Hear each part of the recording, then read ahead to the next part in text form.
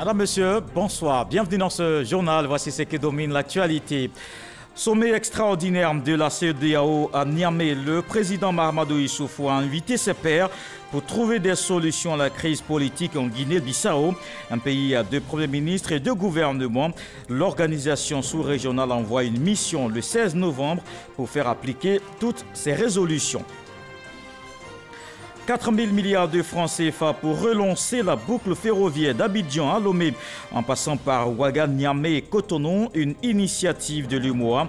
Elle vise à améliorer la compétitivité de l'économie de la sous-région. Les pays invités au respect des dimensions des rails, une réunion tenue à Abidjan. Et puis le président du Bénin a fait un pas de plus vers la disparition du franc CFA.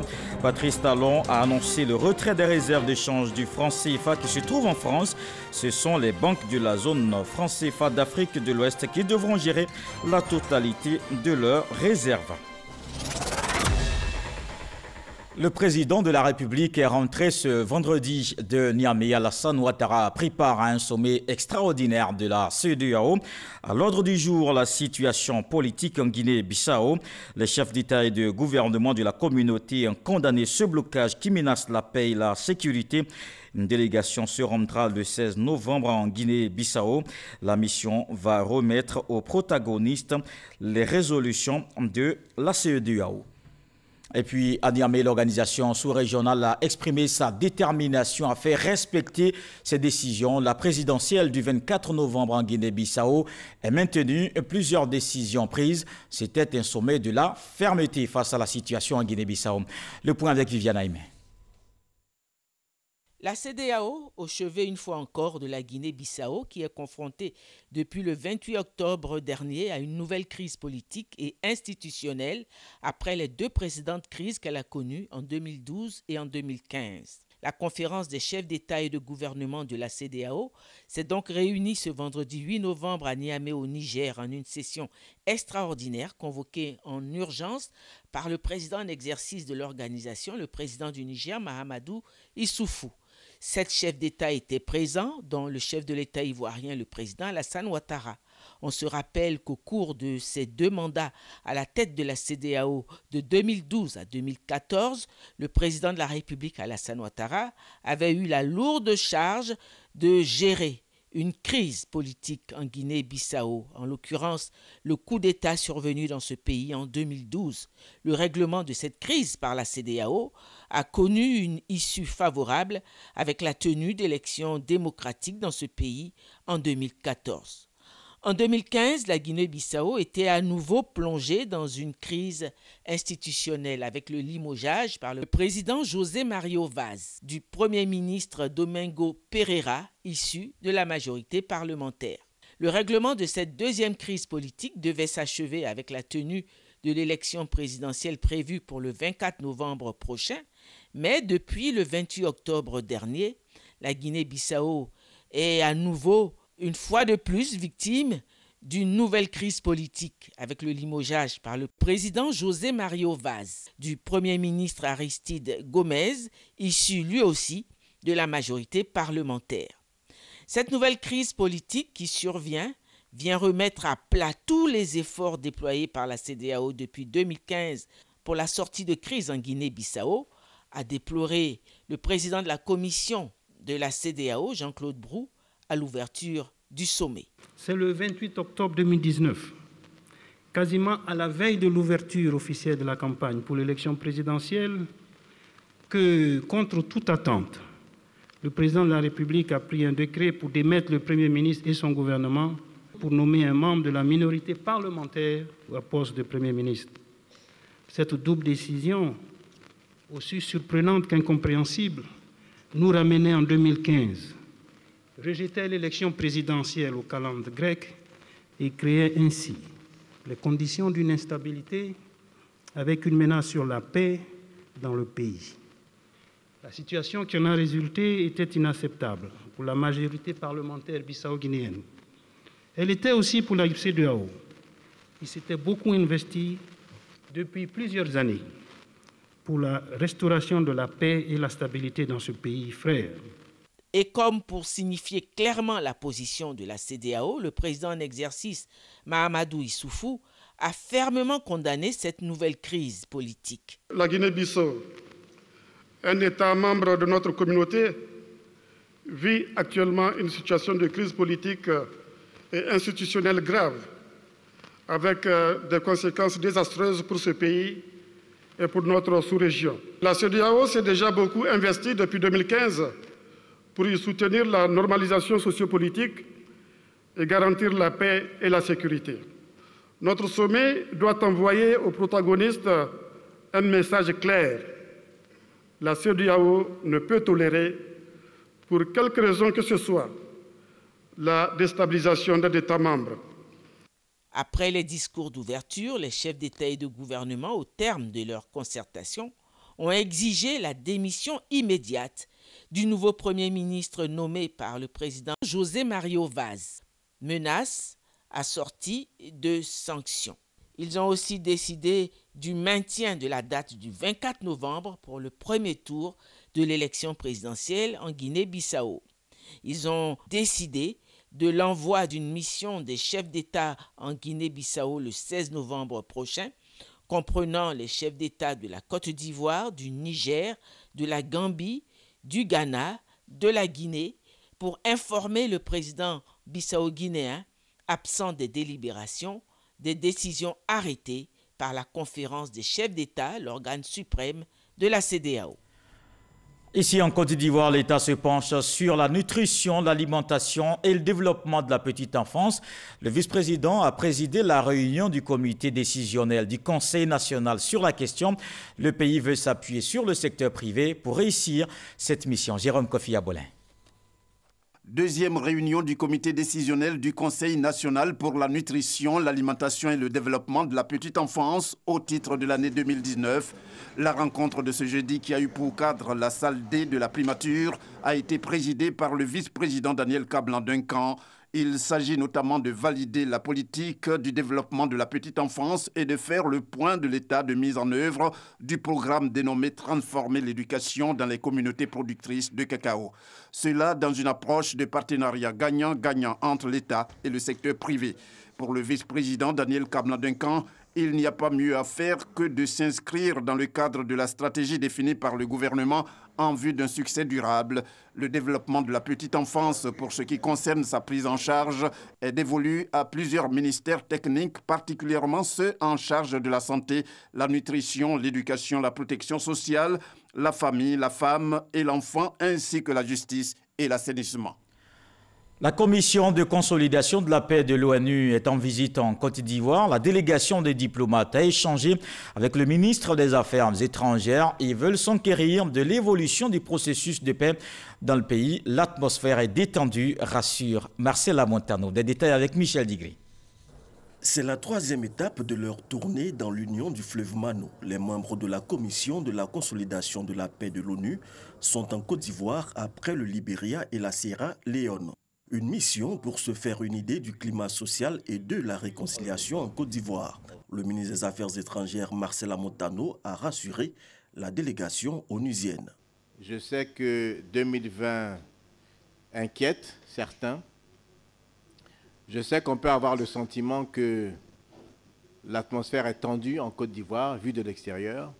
Mais vous pourrez constater que quand vous vous promenez dans les rues d'Abidjan, l'atmosphère est plutôt détendue, même s'il fait chaud, mais que peut-être que ce sont les échanges entre les acteurs principaux qui donnent ce sentiment d'une atmosphère tendue. Mais ce n'est pas entre les populations. Et dans les quartiers, il n'y a aucune tension. Vous savez, la Côte d'Ivoire est un pays libre. Si vous en avez l'occasion, je vous invite à circuler dans les quartiers populaires, et vous vous rendrez compte que ce ne sont pas des propos de circonstance que je vous tiens, mais que la décrispation et que la cohésion sociale est réellement en construction et en devenir. Le chef de la délégation a traduit la volonté de l'organe onusien à accompagner la Côte d'Ivoire dans le processus de consolidation de la paix. La communauté internationale est prête à soutenir la Côte d'Ivoire. Vous pouvez compter sur nous. La paix, la sécurité et le développement sont des éléments cruciaux pour la démocratie dans la région. La commission de consolidation de la paix a été créée conjointement en 2005 par le Conseil de sécurité et l'Assemblée générale. Elle a pour but de proposer des stratégies intégrées pour la consolidation de la paix et le relèvement post-conflit. Et le relèvement post-conflit en Côte d'Ivoire est l'œuvre de plusieurs acteurs. Le président de l'Assemblée nationale, fait ambassadeur de la paix, c'est hier qu'il a reçu cette distinction de la Fédération universelle de la paix pour cette organisation internationale. Il est un exemple de cohésion sociale. Amadou Soumaoro a indiqué que son combat politique s'inscrit dans le cadre du vivre ensemble et il a donc reçu les attributs liés à ce prix. Konaté Moussa. Amadou Soumaoro, distingué ambassadeur de la paix, le président de l'Assemblée nationale et de l'Assemblée parlementaire de la francophonie, est récompensé pour ses actions en faveur de la promotion de la paix, une distinction de la Fondation pour la paix universelle. Cet homme, ce digne fils de la Côte d'Ivoire, a des qualités que nous avons reconnues. Qualité d'ouverture, qualité d'écoute. Il est surtout courageux quand il s'agit de la paix. Nous n'avons fait que l'encourager. Nous n'avons fait que confirmer ce qu'il est déjà, à savoir quelqu'un qui défend la cause de la paix pour le pays. Et nous l'encourageons à défendre les intérêts de la paix dans notre pays. Et nous nous faisons confiance et nous comptons sur lui. Pour le nouvel ambassadeur de la paix, c'est toute son institution qui est honorée. Le président Amadou Soumaoro a réaffirmé son engagement à demeurer un artisan de paix. Ma vision de la paix n'est donc autre que celle que nous a inculqué le président Félix Houphouët-Boigny et qui est aussi celle de son digne fils, son digne héritier, le président de la République, son Excellence Alassane Ouattara. Mon engagement et mon combat politique s'inscrivent dans cette philosophie du vivre ensemble. Le président de la République, son Excellence Alassane Ouattara, nous invite au dépassement de nos divergences, à la consolidation de l'amour de notre patrie pour contribuer à la construction d'une paix durable. Le président de l'Assemblée nationale devient ainsi membre de la Fédération pour la paix universelle, cette organisation internationale engagée pour la promotion de la paix dans le monde. On reste à l'Assemblée nationale pour évoquer la disparition du député Zambi Goï. Il est décédé le 5 septembre dernier.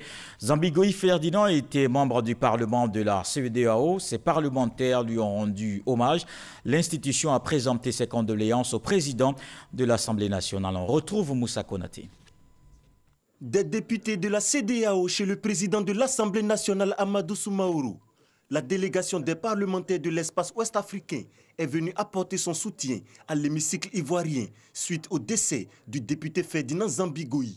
Ces condoléances s'adressent aussi bien au président du Parlement de Côte d'Ivoire, à l'endroit de l'Assemblée nationale de Côte d'Ivoire et au peuple ivoirien. Le collègue Zambi Goï était pour nous un député hors pair, de par sa disponibilité, de par sa présence et sa contribution aux travaux des commissions, particulièrement la commission Affaires juridiques judiciaires que je préside, où il était le rapporteur, le premier rapporteur. Il a été toujours présent et nous avons toujours eu l'honneur de travailler avec lui dans la convivialité. Ferdinand Zambi Goï était député de la circonscription des Yenoula. Il est décédé le 5 septembre dernier. Ajoutons que le député de Zenoula Zambi Goï Ferdinand a été fait officier de l'ordre du mérite national par le président de l'Assemblée nationale.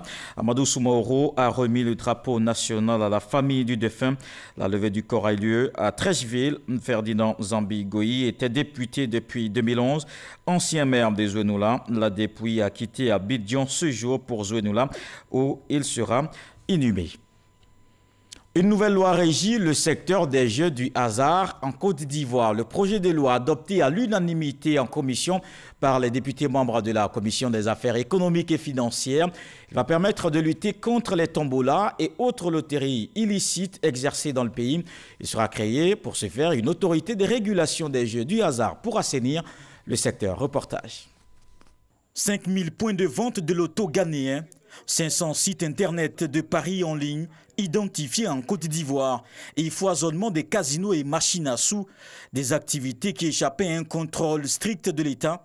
Bientôt la fin de ces jeux illicites et clandestins, la nouvelle loi s'inspire des pratiques les meilleures dans le monde, des textes nouveaux qui encadrent mieux l'activité. Ce réajustement du dispositif relatif aux jeux de hasard procède également de la légitime nécessité pour l'État d'accroître son contrôle sur le secteur des jeux par l'adoption de mesures vigoureuses contre les opérateurs de jeux peu scrupuleux. Le projet de loi proposé vise en outre à permettre à l'État d'assurer son devoir régalien de protection de la population, en particulier les mineurs et d'autres catégories de personnes vulnérables. Cette activité illicite des jeux fait perdre 1,3 milliard de francs CFA à l'État. Un terreau fertile pour le blanchiment d'argent, un préjudice économique à rétablir. L'ONACI, c'est le concessionnaire. Beaucoup d'autres acteurs qui sont sur le terrain, dont certains sont installés de façon illicite. Donc la nouvelle loi dont on vient de se doter va permettre justement de lutter contre l'installation abusive de ces personnes qui mènent des activités qui peuvent poser des problèmes en fait au niveau de l'équilibre financier de la LONASI. Désormais, les personnes âgées de moins de 18 ans ne peuvent pas participer aux jeux de hasard. Les casinos et établissements de machines à sous interdits aux moins de 21 ans. Autant de mesures dans la nouvelle loi adoptée à l'unanimité par les députés membres de la Commission des affaires économiques et financières. La loterie nationale, de 2016 à 2018, elle a passé pour près de 20 milliards au budget de l'économie nationale. Elle mérite d'être protégée. Il faut se doter des lois efficaces qui puissent réguler des secteurs aussi importants que le jeu des hasards. Toutes les structures encore dans l'illégalité doivent se conformer au présent texte après son adoption en plénière et sa promulgation. Ils auront 12 mois pour le faire. Une autorité de régulation du secteur sera créée pour veiller au respect de ce nouveau cadre juridique. Toujours en économie, c'est un projet important que l'UMOA envisage de relancer, la boucle ferroviaire Abidjan, Ouaga, Niamey, Cotonou et Lomé. Il va permettre d'améliorer la compétitivité des différentes économies de la sous-région. Il faut 4 000 milliards de francs CFA pour ce projet. Une réunion des ministres en charge du transport tenue hier à Abidjan. Lansini Bakayoko. Cette réunion ministérielle consacrée à la boucle ferroviaire Abidjan, Ouaga, Niamey, Cotonou, Lomé, occasion pour les experts d'actualiser la fiche technique du projet ainsi que le dispositif institutionnel envisagé pour la mise en œuvre effective et le suivi-évaluation. La leçon principale tirée du passé et des exposés des experts, c'est l'impossibilité de mettre en œuvre ce projet dans un regard solitaire et aux limites d'un seul État, sans une vision globale et régionale. Cette approche régionale appelle à une harmonisation des normes et des réglementations. Il urge donc pour les États qui ne l'ont pas encore fait de transcrire le plus rapidement possible la directive sur le dimensionnement des rails. En effet, ce bloc ferroviaire d'un linéaire de 3034 km fait partie d'un programme de 9 corridors à réaliser au sein de l'espace UEMOA. Ce projet qui figure en bonne place dans le programme régional de transport ferroviaire à l'espace UEMOA est le plus vaste projet d'infrastructure régionale, fédérateur, structurant et transformateur qui va relier les capitales de nos pays de l'Afrique de l'Ouest par le rail. Il permettra de réhabiliter le réseau ferroviaire existant et la construction de maillons manquants sur le corridor ferroviaire. Avec cette nouvelle dynamique, le chemin de fer sera en position de jouer son vrai rôle de support à la croissance d'une vaste zone économique ouverte et compétitive. Au terme de sa réalisation, la boucle ferroviaire permettra au transport de fret du nouveau réseau de tirer une partie substantielle de sa rentabilité du trafic d'exploitation des matières premières minières dont nos différents pays regorgent. Le coût prévisionnel pour la mise en œuvre de cette boucle ferroviaire est estimé à 4 000 milliards de francs CFA. On reste avec Lansini Bakayoko pour parler cette fois du secrétaire d'État en charge des affaires maritimes qui poursuit sa tournée dans les structures sous tutelle. Philippe Lécré s'est rendu hier à l'Office ivoirien des chargeurs. Il est allé s'enquérir du suivi des marchandises à l'importation et à l'exportation. Il se félicite des résultats de l'OIC. Il a également dit sa disponibilité à accompagner les efforts de l'Office. L'Office ivoirien des chargeurs a pour principal rôle la fluidité du trafic des marchandises au départ et à destination des ports d'Abidjan et de San Pedro.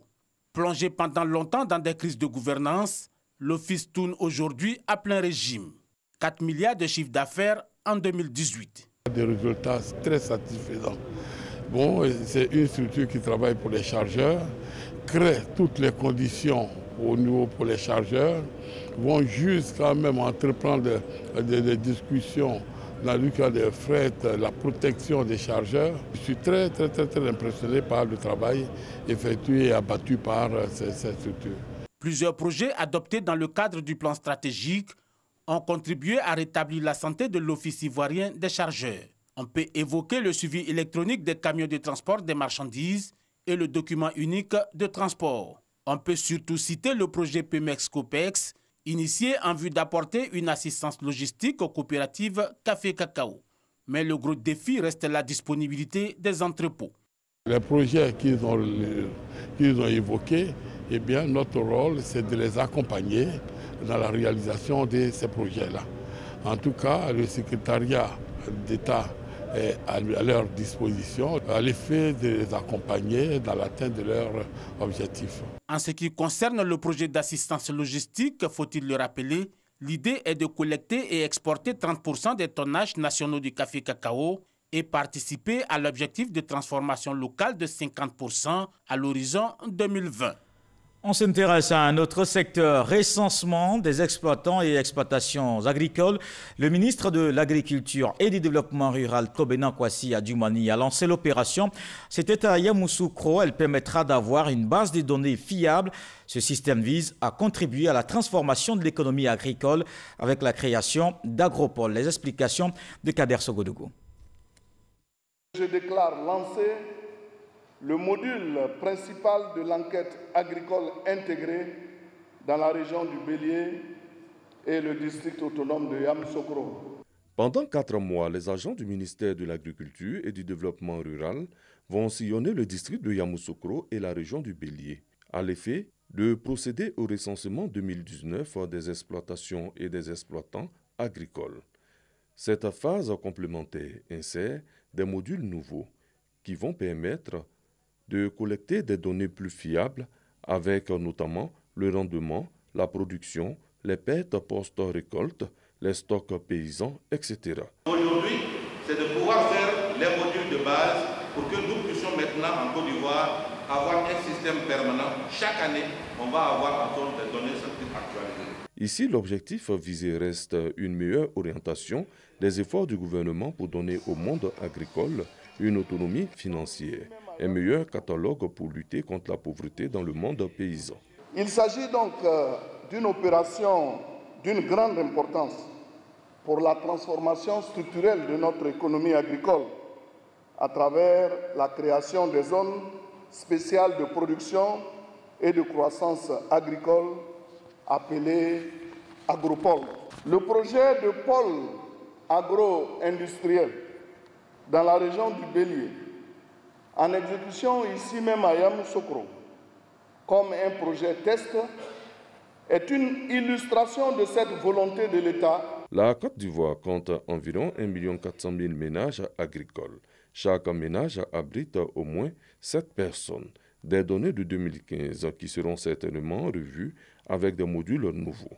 Après Yamoussoukro et le Bélier, les autres régions du pays vont suivre. Et ce qui suit dans ce journal, c'est un fonds à la disposition des acteurs de vidange. Il est doté de 100 millions de francs CFA. L'Office national du drainage a signé une convention avec une structure bancaire de la place. Il va permettre d'améliorer les services des opérateurs du milieu au bénéfice des populations. Grâce Kando. Les opérateurs de vidange de boue de fosses septiques disposent désormais d'un guichet de financement pour leurs activités. Une convention d'un fonds de 100 millions en garantie de prêt vient d'être signée entre l'Office national de l'assainissement et du drainage ONAD et une banque pour aider les vidangeurs à améliorer leurs prestations. Vraiment, on était satisfaits à tout le nord de vidangeurs. On remercie l'État de Côte d'Ivoire, en plus au directeur ONAD. À terme, ce sont 250 millions de francs CFA qui seront mis à la disposition des vidangeurs par la banque. Ces financements attendus permettront aux acteurs du secteur de renforcer leurs capacités afin de réaliser pleinement leur mission d'assainissement et de drainage des espaces pour le bien-être des populations. Les initiatives de l'ONAD pour la maîtrise de l'assainissement se déclinent en plusieurs programmes. La sensibilisation des ménages pour la construction des installations individuelles aux normes. Ces actions visent à disposer d'ouvrages individuels compatibles à la vidange mécanique et participent à l'éradication de la vidange manuelle, source de pollution et d'infection des usagers. L'identification, l'organisation, l'instauration d'agréments et le renforcement des capacités techniques, logistiques et managériales des acteurs de vidange. Dans le cadre du plan stratégique 2016-2020 de l'ONAD, 4 stations de traitement de boue de vidange seront fonctionnelles à Abidjan, Bouaké, Yamoussoukro et Katiola. Les stations de Korogo et San Pedro sont déjà opérationnelles. Et opérationnel comme la Côte d'Ivoire à la tâche pour le compte de la région Afrique au BIT. La Côte d'Ivoire qui a pris part à la 337e session du conseil d'administration du Bureau international du travail. Le pays porte la voix du continent sur plusieurs questions, des recommandations faites en vue de leur prise en compte dans les lois du travail. On voit cela avec Mamadou Kwasi. Les questions juridiques et des normes internationales ainsi que le budget et le programme de fonctionnement du BIT, Bureau international du travail, sont au centre de cette 337e session du conseil d'administration de l'organisation. Les différentes parties du monde veulent davantage redynamiser le fonctionnement pour une prise en compte adéquate des préoccupations des travailleurs. Et dans cette initiative, l'Afrique a son mot à dire et ce mot est porté par la Côte d'Ivoire, représentant de la région Afrique au BIT. La Côte d'Ivoire a eu pour mandat de l'Afrique de travailler à la détermination des thèmes essentiels qui vont être examinés dans les années à venir au cours des différentes conférences. Le renforcement des règles de règlement des conflits de travail, la promotion du travail décent dans le sport et dans les plateformes numériques, puisque le monde du travail est en perpétuelle mutation et les plateformes numériques sont aujourd'hui un secteur très important. Et donc, il est question de pouvoir organiser des réflexions, des discussions sur ces thématiques et la Côte d'Ivoire travaille à l'identification de ces thématiques. Au cours de ces travaux, d'autres propositions seront faites pour soutenir davantage la position africaine. Plusieurs rencontres ont meublé le séjour du ministre de l'Emploi et de la Protection sociale, Pascal Kwaku Abina, à Genève en Suisse, dont celle de l'Ivoirien Emmanuel Bogui, directeur des ressources humaines du BIT. Au cours de cette rencontre, il était question de la 14e réunion régionale africaine de l'OIT, Organisation internationale du travail, qui se tiendra à Abidjan du 3 au 6 décembre prochain, ainsi que le renouvellement du poste de directeur pays du BIT, basé également à Abidjan. Dans le reste de l'actualité, le président béninois Patrice Talon a évoqué ouvertement pour la première fois le retrait de la France des réserves de change du CFA. Il était l'invité de France 24 à RFI. Nous sommes tous d'accord là-dessus, à l'unanimité, pour mettre fin à ce modèle, a déclaré le président Talon. Il a annoncé que les banques de la zone CFA d'Afrique de l'Ouest devront gérer la totalité de leurs réserves de change. Et voilà qui met un terme à ce journal. Merci de l'avoir suivi. Je vous retrouve demain avec beaucoup de plaisir. Bonsoir.